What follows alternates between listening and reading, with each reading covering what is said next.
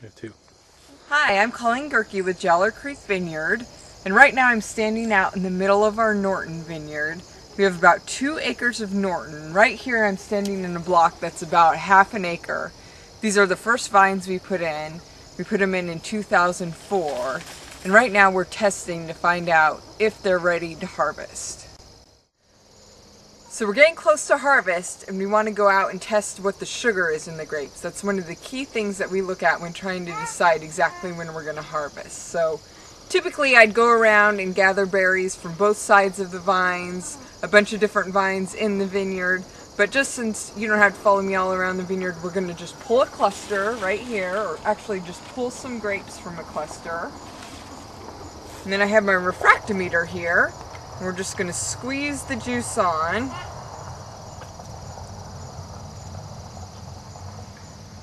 And then I'm going to look up, and it's coming in at about 24 bricks, which is about perfect for where we want it for our estate-grown Norton wine that we'll be making. So we'll look forward to seeing you out here first thing in the morning to harvest.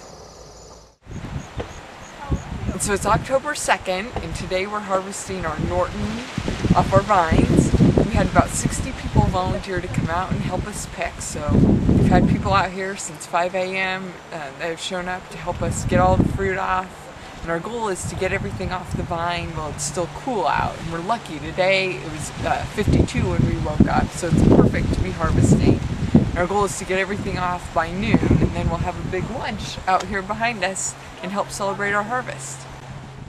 So we've got the grapes harvested, and they've cooled off, and we're ready to process them, turn them into wine. So the first thing we need to do is run them through a machine to take the stems off. And so we have a crusher destemmer over here, and we'll dump the grapes in the top. It takes the stems off and pushes the grapes out and kind of breaks them up a little bit, gets the juices flowing. So we'll have a mushed up bunch of grapes going into these blue bins to be fermented, and the juice will break out.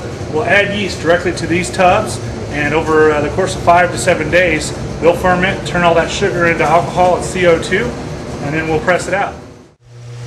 Well, during fermentation, our grapes spend almost a week in these blue tubs, and the yeast is fermenting, turning the sugar into alcohol and releasing CO2.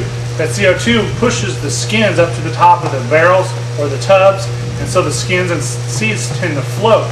So what we do every day, a couple times a day, is come out and push the cap down into the juice so that the juice gets good skin contact.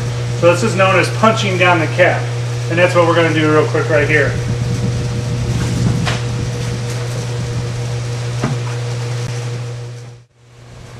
Well, we're nearly at the last step of making our Norton wine, our red wine. The grapes have been fermenting in those blue tubs, open top containers for a week. We punch down the cap every day. Now that it's mostly fermented and the juice has absorbed all of the red color and flavors from the skins, we're ready to press it out. So to get the juice away from the skins, we're going to put it in the press. And this is a stainless steel bladder press, and so what we do is put everything in, the juice and the skins and the seeds. Inside is a rubber bladder that we fill with water, and as it expands, it pushes the skins against the basket here. The juice comes through the little holes and runs down into our bucket, and of course we pump it to our big tank. That leaves the skins and the seeds inside, and once we're done pressing, then we pull that out. We call that the cake at that time, and we'll compost that and then put it back on our vineyard as nutrients.